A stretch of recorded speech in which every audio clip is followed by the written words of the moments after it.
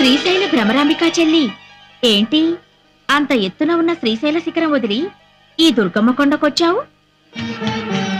శ్రీశైలంలో ఉండే నా కష్టాలు చెప్పుకుందామని వచ్చానక్క. ఇంతలో నీ ముక్కు పుడకపోయిందని విన్నాను. పోలేదు. మరి గుళ్ళోనే ఉంది.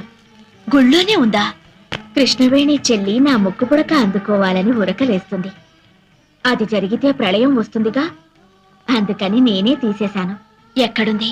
ఈ రాత్రి 1000 సంవత్సరాలకి ఓసారి వచ్చే దుర్గాష్టమి.